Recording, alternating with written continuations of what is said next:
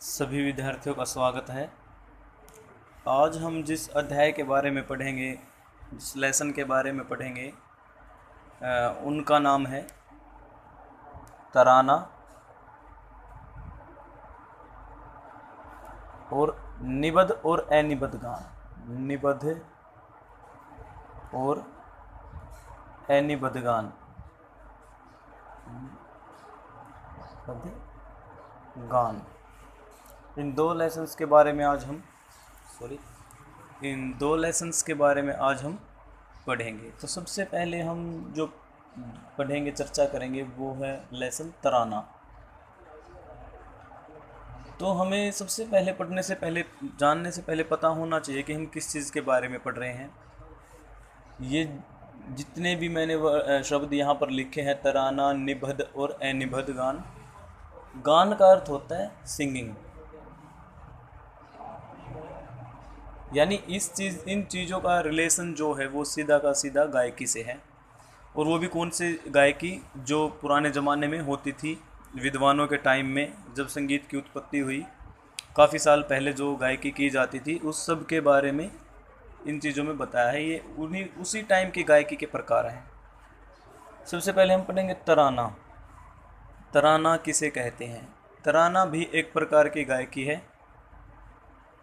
इस गायकी में फ़र्क क्या होता है कि इसमें हमें सिर्फ राग, लय और ताल, इन ही चीज़ों का आनंद मिलता है, शब्दों का नहीं। अर्थात आप कोई भी गाना सुनते होगे, कोई भी गीत रचना सुनते हैं, सब में शब्द होते हैं, कुछ ना कुछ रचनाएं होती हैं। लेकिन यह जो तराना गायकी होती है, इसमें कोई भी शब्द नहीं होता। इसमें जो शब्द होते हैं उनका कोई अर्थ भी नहीं होता। इस तराना की जो परिभाषा है वो यह है कि इस गायकी में राग, लय और ताल आदि का आनंद मिलता है, शब्दों का नहीं। और इस गायकी में जो शब्द प्रयोग किए जाते हैं, निरर्थक शब्द, निरर्थक अर्थात जिनका कोई अर्थ नहीं होता, जैसे दीन, तदानी, दे, रे, ना, नोम, तोम आदि।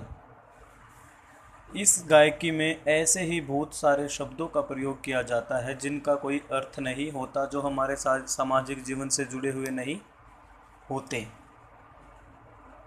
और इस गायकी की खासियत यह होती है कि इसकी जो गति होती है वो पहले मध्य गति होती है।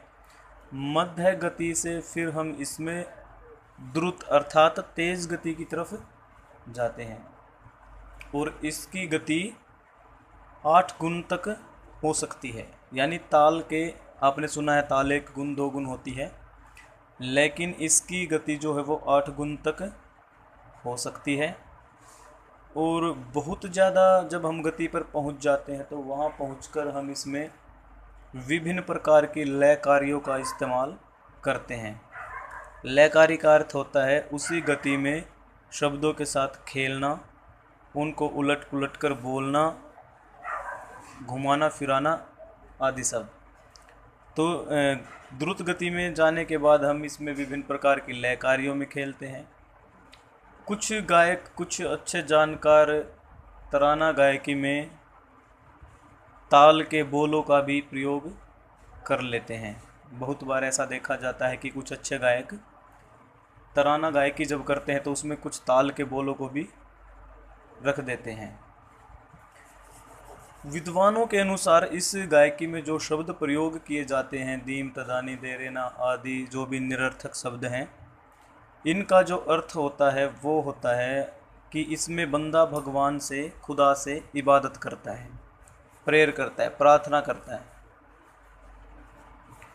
और इस गायकी के जो प्रसिद्ध गायक हुए हैं वो हैं बहादुर खां, नत्थू खां और तानरस खां आदि विद्वान गायक इस गायकी के बहुत अच्छे माहिर गायक माने जाते हैं।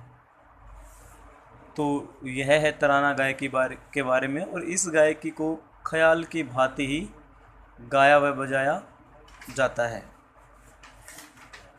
जैसे हम ख्याल गाते हैं उसी प्रकार से इस गायकी को गाया व बजाया जाता है। तो यह था तराने के बारे में। अब हम